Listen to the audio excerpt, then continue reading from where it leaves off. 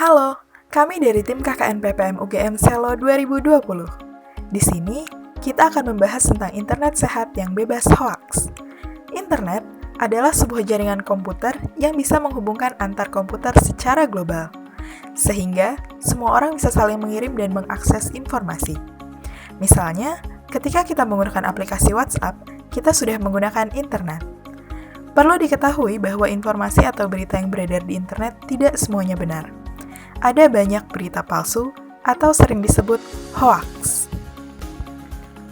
Hoaks adalah kabar, informasi, ataupun berita yang palsu atau bohong. Hoaks juga bisa berarti informasi yang direkayasa untuk menutupi informasi sebenarnya, atau upaya memutarbalikkan fakta menggunakan informasi yang seolah-olah meyakinkan tetapi tidak dapat diverifikasi kebenarannya. Apa saja tujuan hoaks? Di antaranya untuk membuat dan menggiring opini publik, membentuk persepsi positif atau negatif, bersenang-senang yang menguji kecerdasan dan kecermatan pengguna internet dan media sosial, bahan lelucon atau sekedar iseng, menjatuhkan pesaing atau black campaign, dan promosi dengan penipuan. Apa saja macam hoaks yang beredar di masyarakat? Hoaks virus. Contohnya, hacker hendak menyebarkan virus yang berbahaya bagi komputer atau smartphone melalui pesan berantai. Hoaks hadiah gratis, yaitu hoaks yang dibuat oleh penipu dengan kedok hadiah gratis. Hoaks pesan berantai, yaitu hoaks yang menghimbau untuk melanjutkan pesan ke kontak lain dengan alasan tertentu. Misal, akan menerima hal buruk jika tidak menyebarkan, atau menerima hadiah bagi yang menyebarkan. Hoaks urban legend, yaitu hoaks yang berisi tentang tempat seram, benda pusaka, atau kegiatan tertentu yang meresahkan.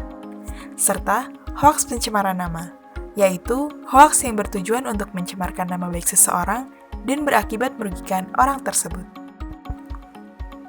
Berikut adalah data hasil survei dari masyarakat Telematika 2017 tentang hoaks. Fakta pertama, jenis hoaks yang sering diterima. Berdasarkan data survei, 3 jenis hoaks yang paling banyak disebarkan adalah tentang sosial politik, SARA, dan kesehatan. Terutama di masa pandemi corona ini, banyak sekali berita bohong mengenai corona yang beredar di masyarakat. Fakta kedua, seberapa sering menerima hoaks? Faktanya, 44,3% responden menerima hoaks atau berita palsu setiap hari.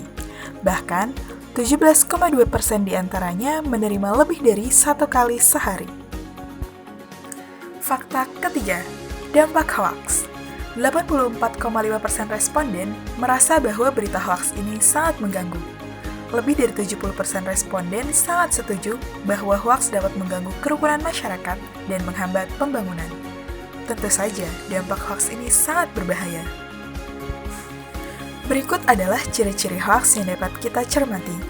Di antaranya, sumber berita tidak jelas, berita ada yang aneh atau janggal, tidak diberitakan di media massa seperti TV, radio, ataupun koran, terlalu sempurna untuk terjadi, berisi pesan yang membuat panik para pembacanya, diakhiri himbauan untuk segera menyebarkan lebih luas, dan pengirim awal tidak diketahui. Lalu, bagaimana cara kita memeriksa dan menyikapi hoaks? Yang pertama, hati-hati dengan judul provokatif. Cermati alamat situs atau website. Pastikan dari alamat situs yang jelas dan terpercaya. Periksa fakta. Bandingkan berita tersebut dengan sumber lain, seperti situs terpercaya ataupun televisi. Cek keaslian foto berita. Ikut serta grup diskusi anti-hoaks di media sosial seperti Facebook, Telegram, dan lain-lain. Terakhir, tidak mudah menyebarluaskan informasi sebelum diyakini kebenarannya. Pesan terakhir, marilah kita bijak dalam menggunakan internet. Stop persebaran hoaks. Terima kasih telah menyimak video ini hingga akhir. Semoga bermanfaat.